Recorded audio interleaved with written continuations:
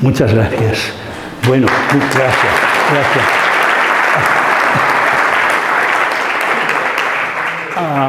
Pues vamos a ello. Buenas tardes. Es un placer.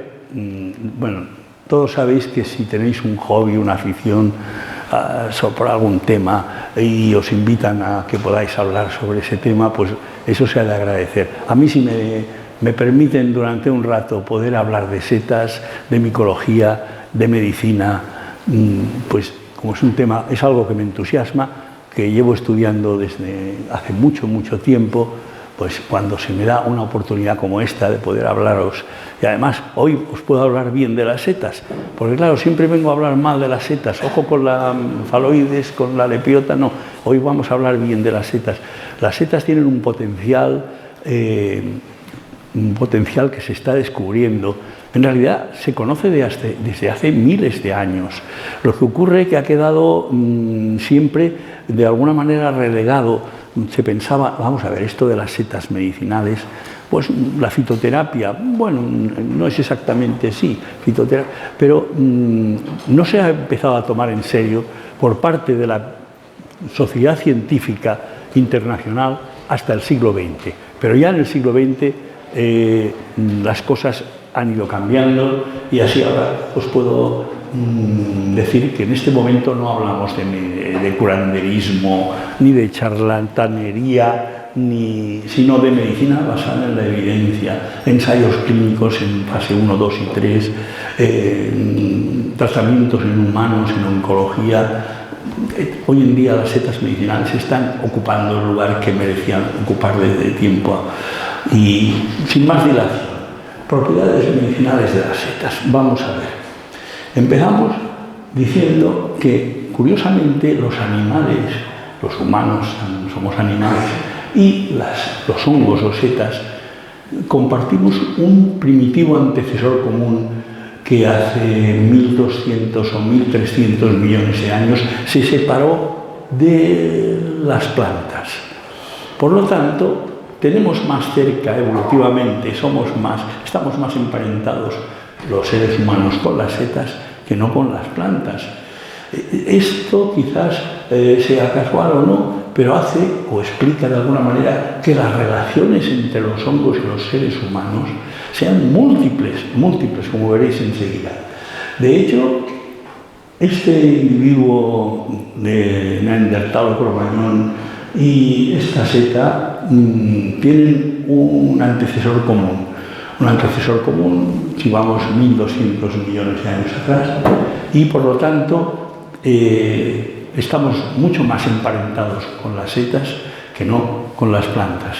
Las relaciones entre los hongos y los seres humanos son múltiples. De hecho, podéis llegar al estudio de las setas por muchas vías. La micología se relaciona con la gastronomía, es obvio, con el excursionismo, con la química, con la farmacología, la medicina, la toxicología, la epidemiología, la psicología, la inmunología. Veremos qué repercusión formidable estamos obteniendo de sustancias obtenidas de setas que mejoran la actividad de nuestro sistema inmunitario, de nuestras defensas. También la agricultura, la silvicultura, que los árboles crezcan mejor si están micorrizados. Todo esto es un mundo interesante. La edafología, el estudio de los suelos, donde los hongos juegan un papel. La entomología, la posibilidad de combatir plagas de insectos con hongos que matan insectos, por ejemplo. La antropología, la etnología, la literatura, la historia, la religión. En definitiva, es muy probable que si entramos en el tema de las setas, en la micología, por nuestra afición a la fotografía, por el excursionismo, a la química, a la farmacología, descubramos un mundo extraordinario y descubramos que los hongos y las setas juegan sobre los seres humanos, ejercen una influencia. Debe haber habido momentos en el pasado en que se han establecido relaciones profundas entre los hongos y los seres humanos que expliquen todo esto. Pero, en definitiva, la salud es la ausencia de enfermedad, básicamente, más cosas, dice la OMS. La salud, uno de los elementos importantes es la alimentación. Una buena salud requiere una buena alimentación. Y los hongos y las setas tienen propiedades de interés en la alimentación. Fijaros que un alimento bíblico, antiguo, de la humanidad, como es el pan, o el propio vino que descubrió aquel señor Noé, que le fermentó el zumo de uva y se le produjo el vino y luego se emborrachó y todo esto, bueno, o la cerveza. Estas no es que sean fundamentales para la nutrición humana, pero sí que marcan una historia de la nutrición humana. Pues no tendríamos pan, ni tendríamos vino, ni tendríamos cerveza si no fuese por un hongo, por este hongo. Este hongo, Saccharomyces cerevisiae, la levadura, es el pequeño trabajador químico que produce la fermentación y gracias al cual tenemos pan, tenemos vino y tenemos cerveza. Otro momento en el que un hongo juega un papel importante en la mejora de un alimento se produce, según una leyenda, en una cueva en esta zona de Francia. Un pastor tenía preparado el bocadillo, estaba sentado a la entrada de la cueva y vio una ninfa preciosa que le saludó y echó a correr hacia el interior de la cueva. El pastor dejó el bocadillo, entró en la cueva y después de varias horas de buscar a la ninfa no la encontró, volvió a salir y se iba a comer el bocadillo y vio que el queso se le había contaminado con algo de color azul, verdoso. Claro, pensó, pero yo tengo mucha gana. Y le dio un mordisco y dijo, esto es fabuloso, el queso ahora es mucho más bueno. Y este pastor descubrió que el queso mejora mucho cuando lo contamina un moho, el Penicillium roqueforti. Eso pasó en esta zona de Francia. Seguramente la leyenda esta no sea cierta, pero lo cierto es que ponen los quesos en las cuevas, no dejan que sea el azar que distribuya los hongos, sino que yo lo he visto, ya cuando fabrican el queso ya le inoculan el penicillium. Ahora, eso sí, la aireación y curación en la cueva después de un par de meses la siguen haciendo igual que tradicionalmente. Penicillium roqueforti. De ahí lleva este nombre porque es este queso de la región de Roquefort. Otros penicilliums, el género penicillium, el género humano, los humanos le debemos mucho, porque lo hemos visto en el queso, lo vemos en los embutidos, lo veremos en la penicilina. El Penicillium narochiovensis y el Penicillium chrysogenum son estos hongos que crecen en la superficie de algunos embutidos, provocando esta capa como de una cosa harinosa, húmeda, aromática que los envuelve. Esto tiene una doble misión. Primero, evitar que crezcan otros gérmenes por competición, no deja crecer bacterias que pudrirían la carne, por lo tanto protege al embutido y después le confiere unas cualidades de gusto mejores, es mejor el embutido.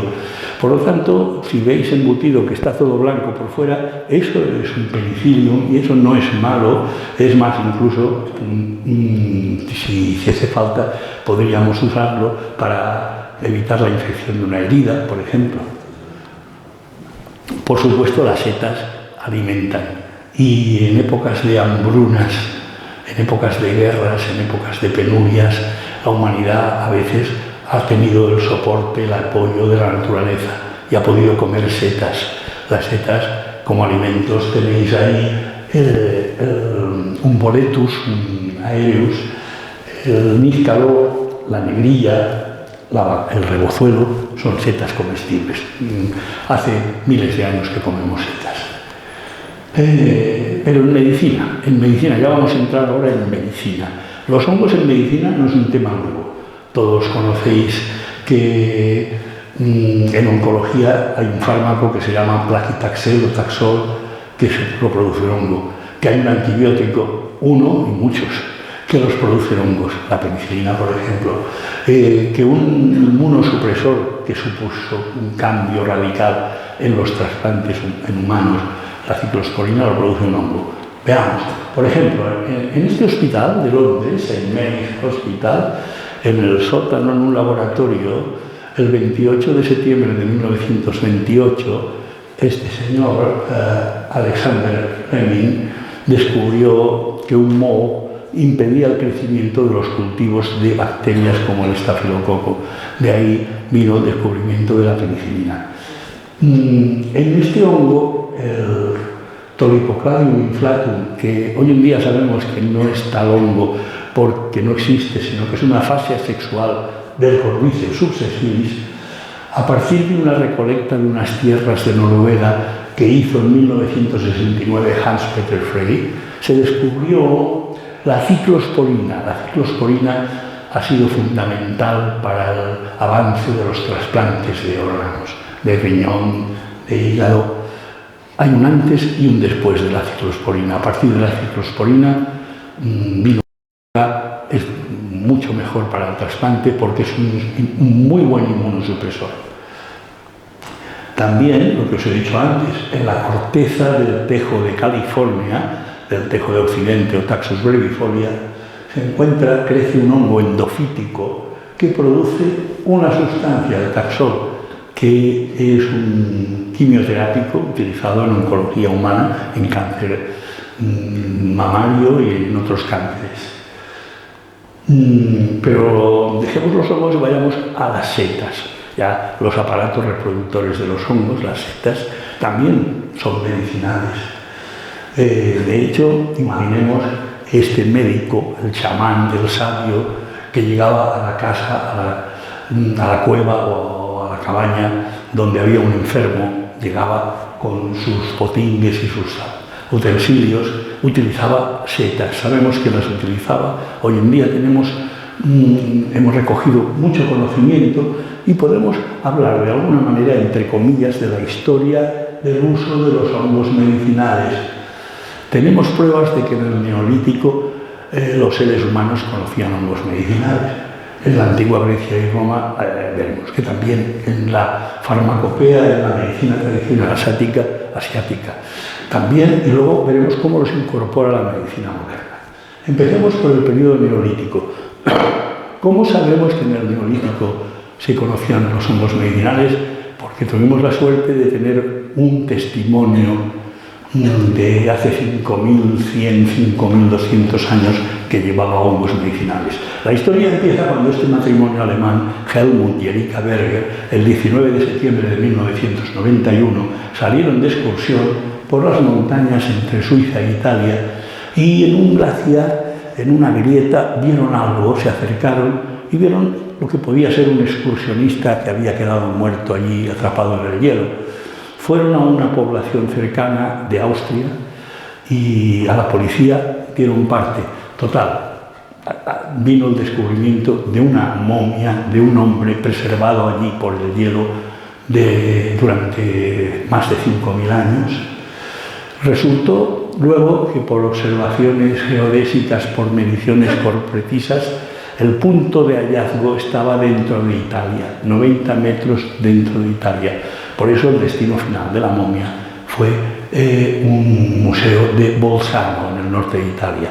Pero los estudios iniciales se hicieron sobre esta momia en Innsbruck, en Austria. De hecho, esta es la reproducción de cómo debía ser este hombre, el hombre de los hielos, que vivió entre el año 3350 o 3100 a.C. Y este hombre llevaba setas, 2 tipos de setas nada más. Se ha especulado que se llevaba hongos alucinógenos, que si era un chamán eliminador, no. Llevaba 2 tipos de setas. Unas la llevaba dentro de una bolsa, un saco de cuero, y era esa masa oscura que se ha visto que era Fomes fomentarius, llevaba pedernal, era yesca, la utilizaba para hacer fuego. Pero llevaba también 2 fragmentos, varios fragmentos de 4, 5, 6 centímetros de un hongo que el profesor Reinhold Poder y sus colaboradores en Innsbruck vieron por el microscopio de barrido que sus hifas correspondían a las hifas de un hongo bien conocido. De hecho, el yesquero de abedul, Pictoporus betulinus. ¿Y por qué llevaba el hombre del hielo Pictoporus betulinus? Pues porque es una medicina. De hecho, sabemos que esta seta contiene fungisterol, ergosterol, ácido tumulósico, una serie de sustancias que hacen que sea una seta antiinflamatoria y antibacteriana. Tiene actividad incluso sobre el bacilo de Koch de la tuberculosis. Además, inhibe el crecimiento de tumores experimentales en el ratón. Una actividad anticancerosa. Pero sobre todo se descubrió que el ácido ribonucleico aislado de esta seta estimula en el animal, en el mamífero, en el humano, la producción de un antiviral natural, el interferón. El interferón es una sustancia que producimos en el organismo cuando nos ataca un virus. Y dicen que es el responsable de los dolores del trancazo, etc., pero es un antiviral. Por lo tanto, yo me imagino que el sabio de Aldea le dijo a Oetzi: te vas a atravesar las montañas, llévate esto. Si una mañana te despiertas con mocos, tos y te encuentras mal, tómate un trozo de seta, luego por la noche otro trozo y hazlo durante varios días. Sería el antigripal del neolítico, la aspirina del neolítico, quizás por decirlo de alguna manera. En la antigua Grecia y Roma, muchos autores escribieron, investigaron y estudiaron y utilizaron setas.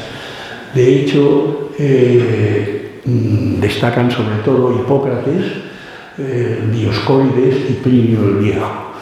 Estos autores, estos sabios de aquella época greco-romana, algunas setas las consideraban válidas para curarlo todo y les llamaban panaceas, pero fuera de esta exageración utilizaron muchos afiloforales,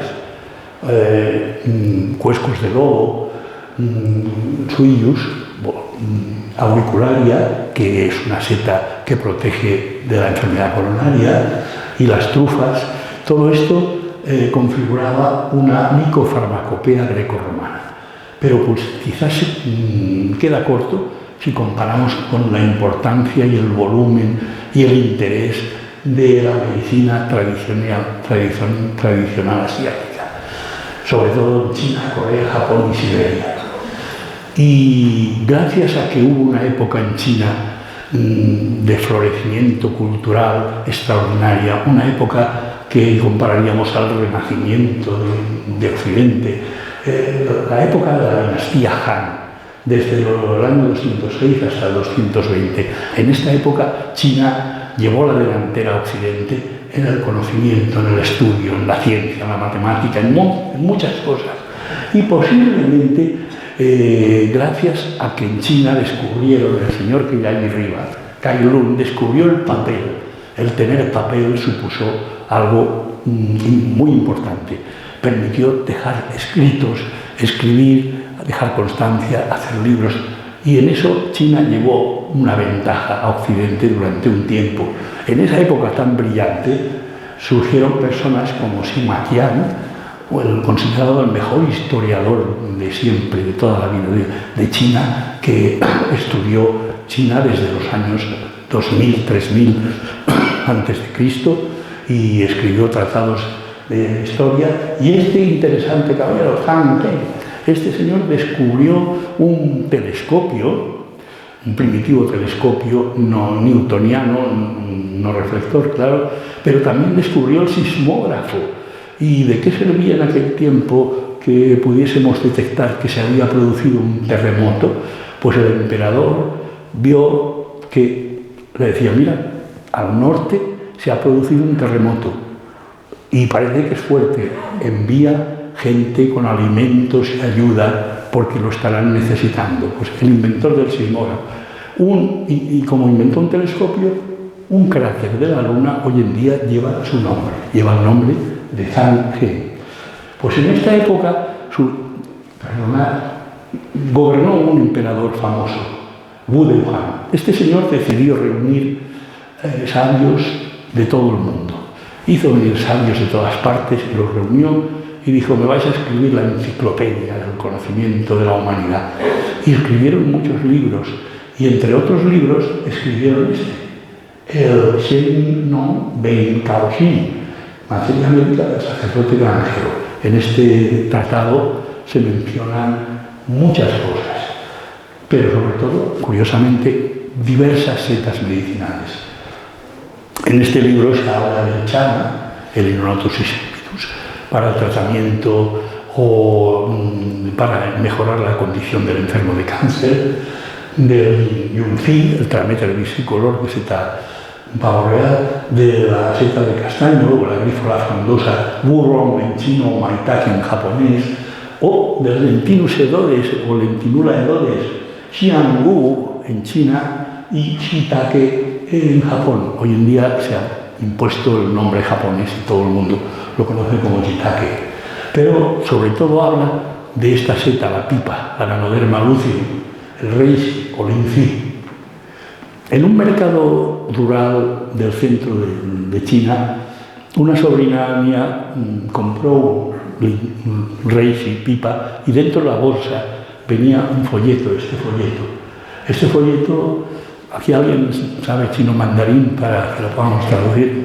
Bueno, más o menos dice procedencia, variedad silvestre que crece en los bosques vírgenes de Lijiang a 4.000 metros de altura en la gran meseta de Lijiang. Se le ha venido llamando la hierba de los 1000 años o hierba de la inmortalidad. Propiedades: alimenta el yin.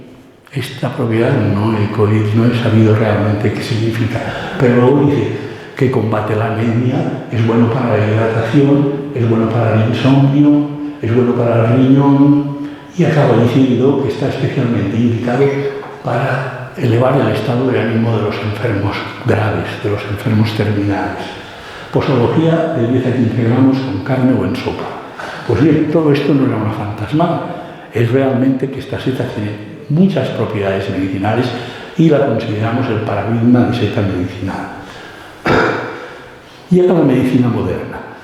La época de las setas medicinales en la medicina moderna empieza en 1940 con el descubrimiento del zimosan, un betaglucano capaz de modular la inmunidad, de mejorar la función del sistema inmunitario.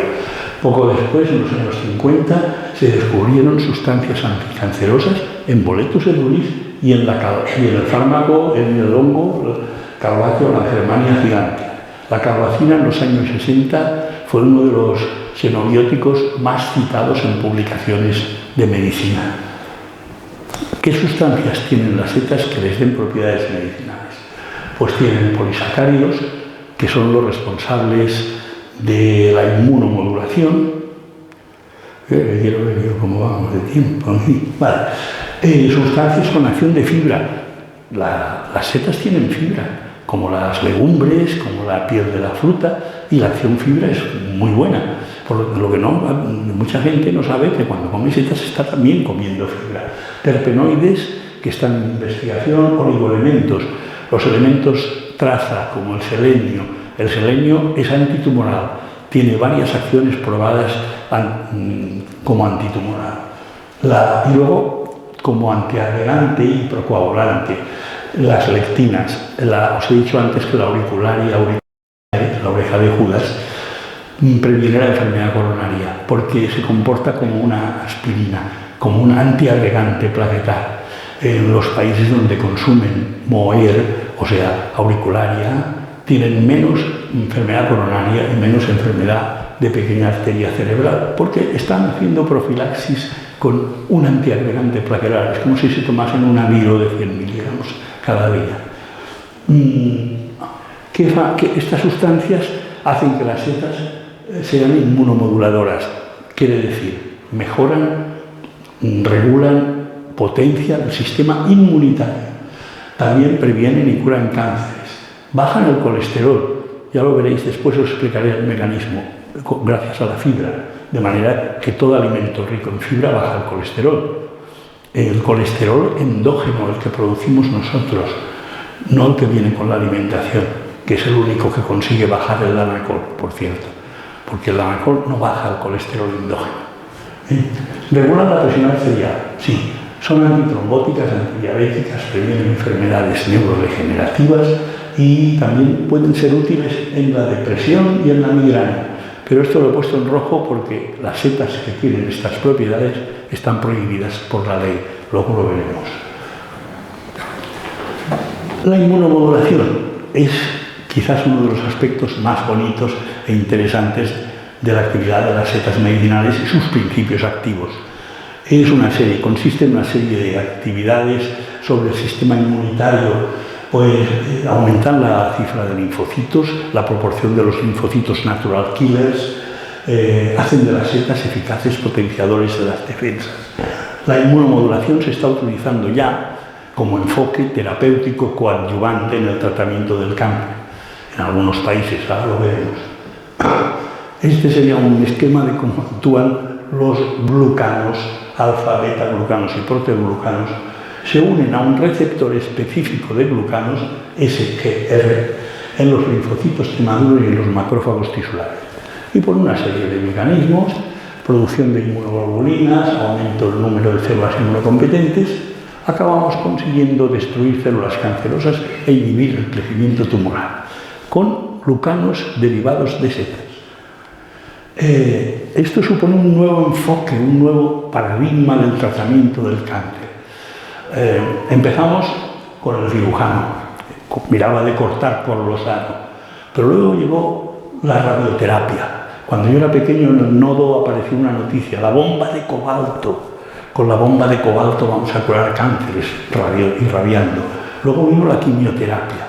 Pero claro, la radioterapia y la quimioterapia tienen muchos efectos secundarios, hacen bastante daño a las células buenas también y son complicados. Pero la inmunoterapia, al menos teóricamente, se basa en que el sistema inmunitario, nuestras defensas, combatan al cáncer. Lo que hemos de hacer es ayudarles y este supone un paradigma nuevo del tratamiento del cáncer que es muy prometedor y que tendría teóricamente al menos pocos efectos secundarios. La fibra, os he hablado de la fibra, ¿no?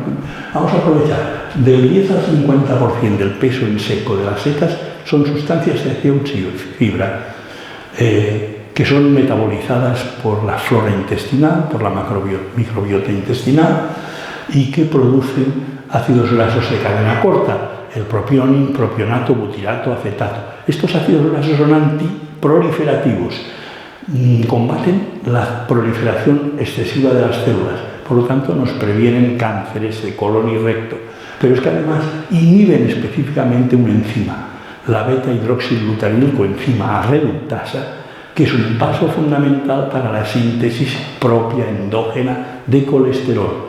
La fibra baja la producción de colesterol. Una persona que tiene una hiperlipidemia de Friedrichsen familiar, que tiene el colesterol, los triglicéridos muy alto, no es que coma mucho colesterol, le podemos quitar todo el colesterol de la dieta, lo podemos hinchar a danacoles también si queréis, pero como lo produce ella, ese exceso de colesterol, no lo vamos a contrarrestar. En cambio, con la fibra de las legumbres y la fibra de las setas, bajaremos el colesterol. Antitumorales fúngicos. Os he dicho que hay países que están utilizando como inmunomoduladores fármacos derivados de setas. El lentinano, el quizofilano, la crestina, patentados, aprobados desde hace muchos años en Japón y hoy en día suponen la cuarta parte del gasto en farmacia oncológica humana en Japón. Otras enfermedades en las que las setas pueden jugar un papel.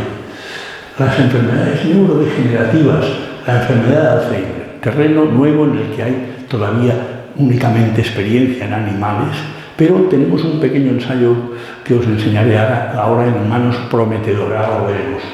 También las enfermedades autoinmunitarias, pero esto está todavía en primeros estudios. La fibromialgia.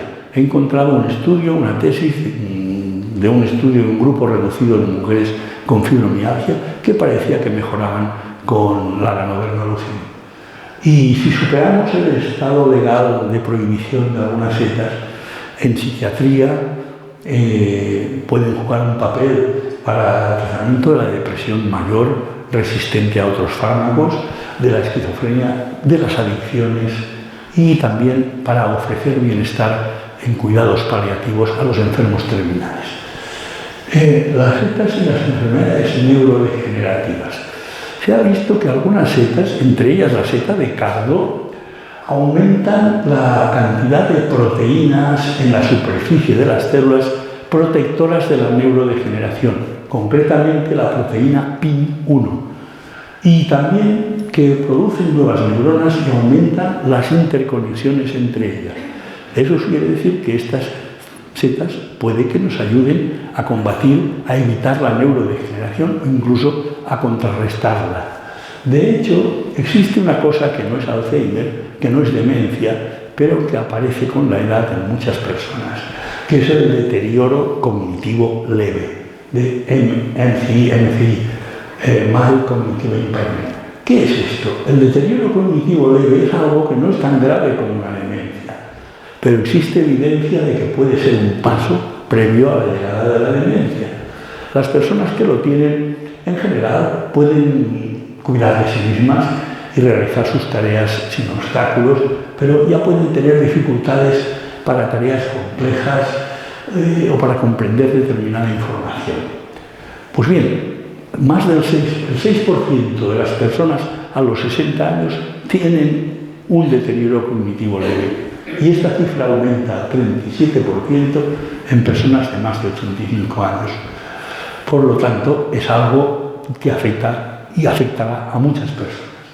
Pues bien, en un estudio que se hizo durante 6 años en la Universidad de Singapur, estudiaron 673 adultos y en resumen vieron que el grupo que comía más de 300 gramos de setas variadas a la semana tenía una probabilidad de desarrollar deterioro cognitivo leve 50% menor que los que no comían esas setas. Aquí tenéis al profesor Feng Li y al doctor Edwin Shea enseñando esas setas que daban de comer a sus pacientes y que dieron estos prometedores resultados. Pero bueno, existe otro grupo de setas, estas de las que os he dicho que están prohibidas. Las setas psilocibínicas, esas setas llamadas angelitos, esas setas mexicanas, setas alucinógenas, psicoactivas, psicodélicas, alteradoras de la percepción de la realidad, etcétera, etcétera. Pues bueno, tienen potencial en psiquiatría. En enfermos terminales se ha visto que igual que el LSD de poderse administrar, da un estado de paz y serenidad al enfermo, al paciente que ya está a la puerta de la muerte. Quizá el ver imágenes del cielo o de la divinidad o todo eso, o lo que sea, pero el caso es que podrían jugar un papel. Sus principios activos, la psilocibina, bueno, determinados tipos de dolor, la migraña y la fibromialgia. La psilocibina y la psilocina están siendo estudiados como prometedores antidepresivos y para el tratamiento de las adicciones ayudan a dejar otras drogas. Todo eso, hay un problema. Setas que producen estas sustancias, si tenéis la suerte de ir a la Sierra Madre en México, podéis encontrar este Psilocybe cerulensis, o en la Sierra de los Zapotecas, el Psilocybe zapotecorum, o en Europa, en España, el Psilocybe seminarciata, que muchos le llaman mongi, y que es buscado por determinados sectores de la sociedad. Pues bien, aquí tenéis una serie de estudios sobre la depresión y la suicidalidad. El primero es muy interesante. Jóvenes que habían consumido alguna vez setas psilocibas el año anterior tenían mucho menos porcentaje de ideación suicida y mucho mejor estado de ánimo y mucha menor tendencia a la depresión. Pero aquí tenéis estudios sobre la migraña. Respuesta de la cefalea en racimos crónica a la psilocibina, en la migraña crónica y en la migraña aguda. Todo esto hay un problema, que investigar con estas sustancias y con estas setas te encuentras con la Fiscalía Antidrogas, con el gobierno, con problemas. ¿Pero por qué? Pues porque en 1971, el 21 de febrero, en Viena, se reunieron una serie de señores y las consideraron grupo 1 de sustancias controladas. Según ellos, no tenían una función medicinal útil conocida y además posibilidad de abuso, alto potencial de abuso. Y bueno, de esta manera quedó bloqueada la investigación con estas setas. Pero eso parece que está cambiando porque ahora ya tenemos un borrador del Departamento de Salud Humana de Estados Unidos, de la FDA, que pronto se pondrá en vigor, para considerar la posibilidad de investigación clínica en la industria farmacéutica con estas setas. Por lo tanto, posiblemente esto esté cambiando. Y bueno, ahí estas setas se pueden cultivar. No se pueden comprar setas, es ilegal, están prohibidas por ley, pero se puede comprar micelio. Y el micelio no es ilegal. Y el micelio luego en casa pues, nos puede producir las setas. Esto es una cosa que por internet podéis encontrar seguramente. El bosque es un lugar en el que podemos mejorar nuestra salud, podemos caminar, mover las articulaciones y los músculos, hacer el corazón lata, también podemos relajarnos, meditar. Por lo tanto, en los baños de bosque, que se dice ahora que lleva la gente al bosque, y allí con el bosque se encuentran mejor, pero también del bosque, de la naturaleza y de las setas, ahora podemos verlos con otra perspectiva, los podemos ver como nuestra farmacia o como unas líneas de la farmacia. A ver, medicamentos o setas.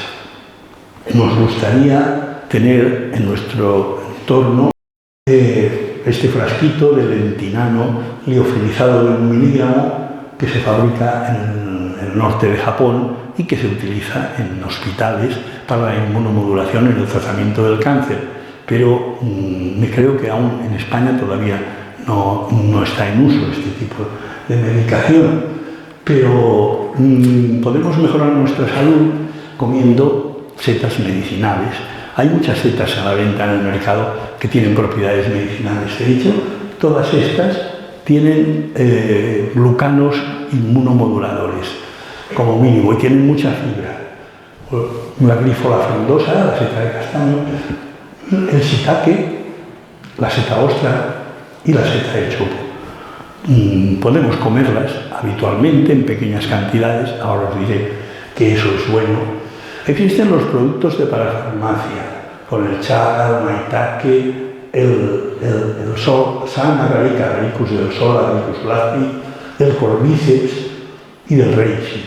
Quizás la seta más prometedora y que creo en oncología, yo diría, vamos a ver, en oncología humana, una seta que está dando resultados muy prometedores y que tiene diversas acciones y que no solo aumenta el sistema inmunitario su acción, sino que también es citotóxica y mata células tumorales.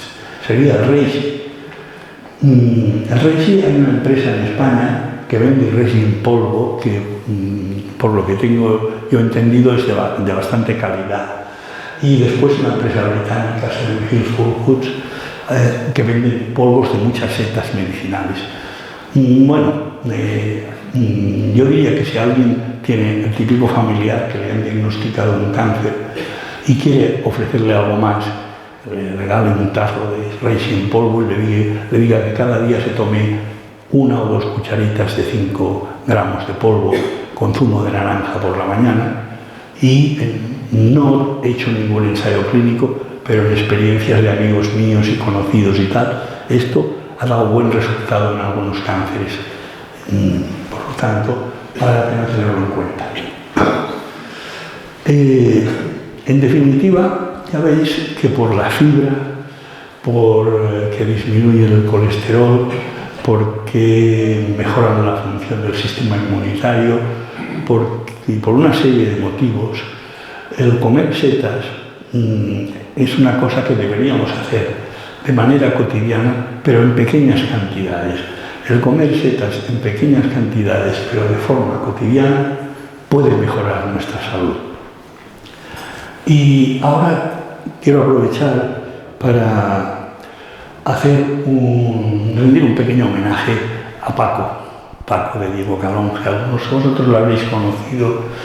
Él fue la primera persona que se atrevió a invitarme a Madrid a las jornadas de micología de la Sociedad Micológica, en aquel momento castellana, que luego pasó a llamarse Micológica de Madrid, y fui en 1984, en otoño, a las jornadas, y les estuve hablando 1 hora y media con unas diapositivas bastante penosas y aquello y tal.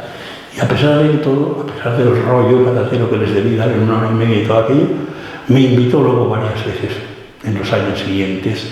Pero quiero decir, él me abrió la puerta a esto de las jornadas, de las charlas y todas estas cosas.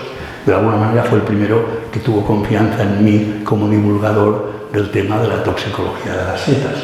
Pues él escribió este libro, de Mundi Prensa, y diría yo que es el único libro en lengua castellana que abarca el tema completo de las setas medicinales, con varios capítulos, con una parte central donde habla de las especies, otra de las sustancias activas, otra de las indicaciones, con una serie de índices, etc. Es un libro muy interesante. No sé si aún debe estar a la venta, porque creo que es del 2009, de Mundi Prensa. Este libro lleva un prólogo, una presentación, 3 prólogos de la doctora Gracia, de otra persona de Madrid, no recuerdo, y un prólogo presentación mío, en el cual explico por qué me pareció un hito fundamental en la literatura popular y científica española que saliese este libro de Paco. Y al final debo haber ido muy rápido porque me he ventilado todo esto en 3/4 de hora. Ya os dejo. Imaginaros que estáis en la cabaña de un chamán en el norte de Siberia, en la península de Kamchatka, y el chamán os ofrece unas cosas, hongos secos de color rojo o amarillento, os da 2 o 3 y os dice que los mastiquéis lentamente y os los traguéis. Pues son unas amanitas muscarias, nos las comemos, las tragamos y luego solo con la luz de la brasa nos quedamos dormidos y de pronto nos visitan los enanitos. Ahora los veréis. Solo recordar que buscando la dieta óptima, la humanidad se encontrará con las setas. Y comiendo esos honguillos que nos dieron los chamanes, pues veremos a los enanitos y dejo que ellos os den las gracias en mi nombre.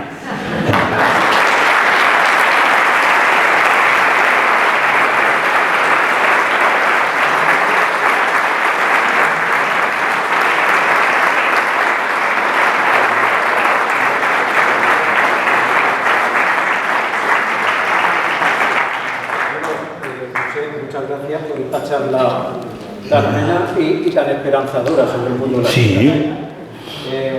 Si tenéis alguna pregunta, yo creo que además de los hongos medicinales de los que nos ha hablado, debemos de aprovechar la ocasión y preguntarle también sobre intoxicaciones producidas por setas, porque en España el especialista es él. O sea que sobre las dos, tanto de hongos como de intoxicaciones se le puede preguntar. Bueno, ha quedado muy claro todo, ya lo veo. Es una satisfacción. Por preguntar, me ha gustado mucho la charla, muy amena y Gracias. Bueno, hay un hongo del que se habla también ahora, están haciendo investigaciones para la medicina y demás, que es el Erythrum ignacium, la bandera de león. Sí. No lo has comentado, digo, por preguntar un poco si nos puedes comentar qué es lo que está investigando acerca de ese hongo, qué propiedades diferentes tiene o para qué puede servir. Es parecido a los otros hongos medicinales. En realidad, quizás el único hongo que marca distancia por los demás sea la pipa, pero los demás tienen fibra, tienen beta-glucanos, alfa-glucanos, proteoglicanos y tienen selenio. El Erythrum ignacium hay varios estudios y están en fase todavía, no están no sé si se ha entrado ya en ensayos en humanos, pero también tiene actividad antitumoral. Tenía una diapositiva con 4 setas medicinales más, de las que mencionaba el Semnon Bencaoyin. Y una era esta, otra era el Cordyceps, otra era la seta, el Trametex, no, el vesículo, no, aquella seta es como un abanico. Bueno, tenía algunas y estas, pero pensé, vamos a dejarlo, ponemos las básicas, pero sí, el Erythronium erinaceum es una seta que esta empresa, Seven Hills Whole Foods, vende Erythronium erinaceum preparados.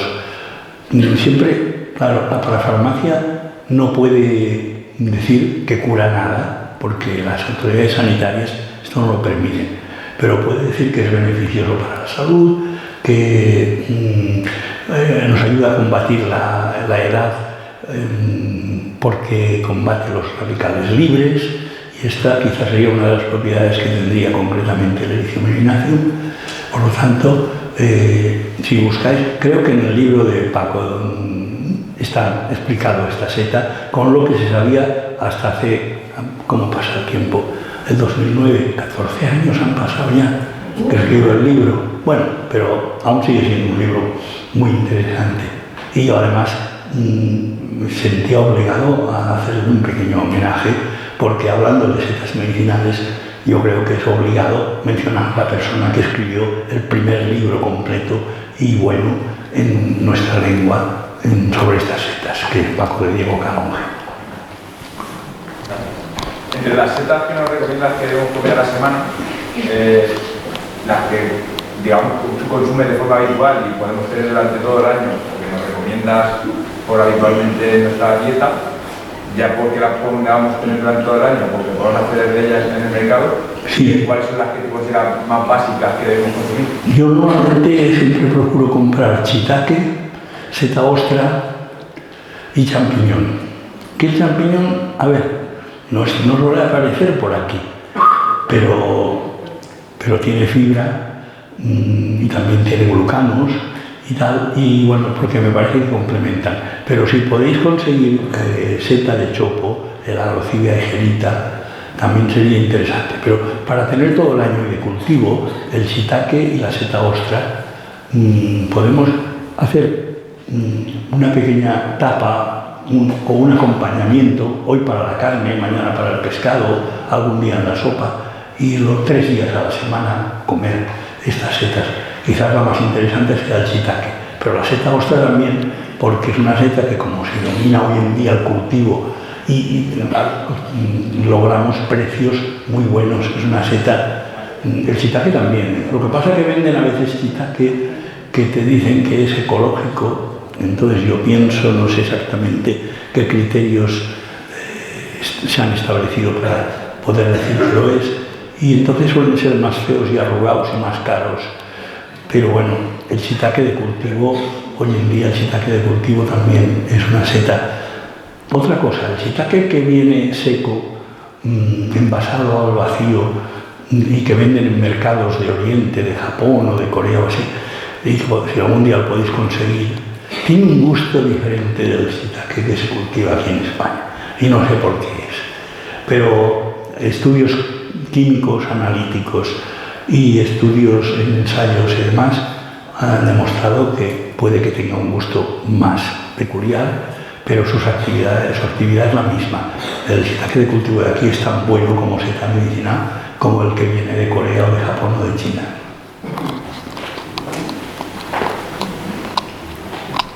Y el aspecto negativo que nos expones de la parte de vista de la intoxicación, si tuviésemos que considerar que cuando vamos a recetas o alguna de las que hemos introducido en nuestra alimentación nos intoxica o intoxica a alguien de que conocemos, ¿cuál sería una ayuda rápida a comer para eliminar esa toxicidad de ese cuerpo? A ver, las setas, si tenemos la mala suerte de intoxicarnos, ello puede suponer un riesgo incluso vital. Por lo tanto, y normalmente poco vamos a poder hacer para eliminar, porque por suerte el organismo las estará intentando eliminar con unas diarreas y con unos vómitos.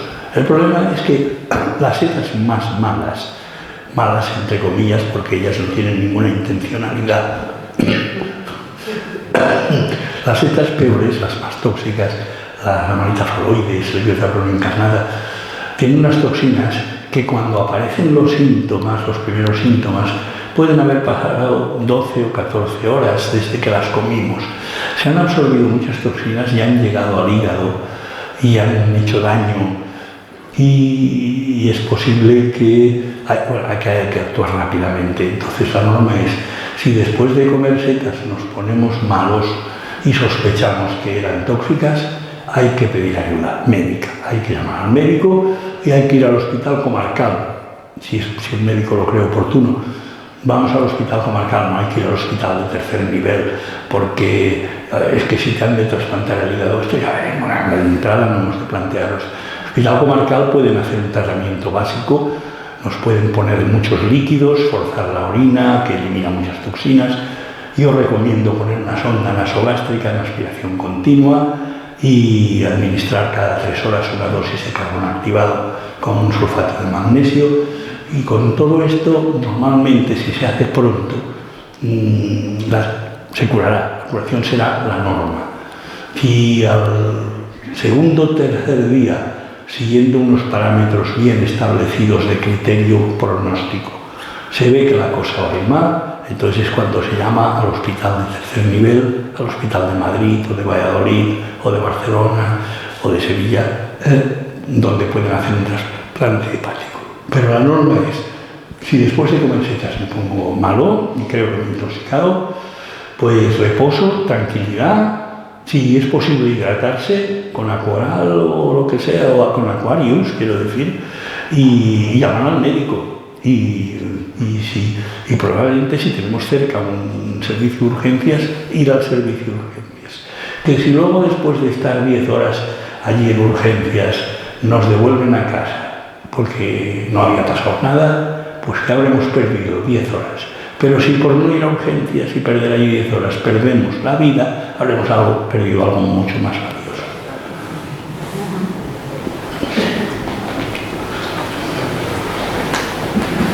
¿No hay más preguntas? Perdone. Sí. Yo recuerdo que en mi pueblo se comentaba que a los diabéticos era bueno darle boletus.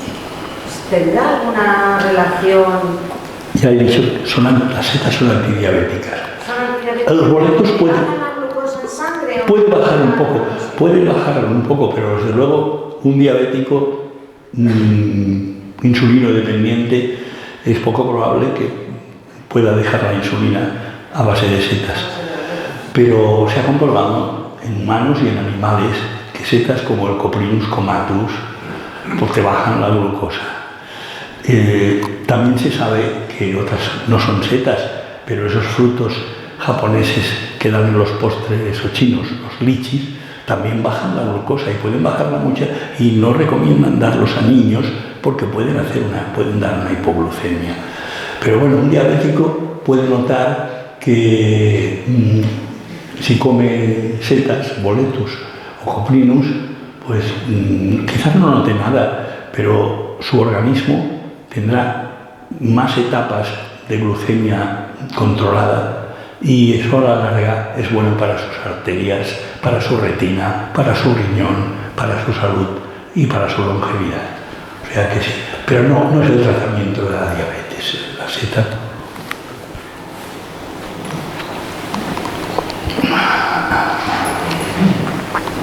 ¿Ninguna pregunta más?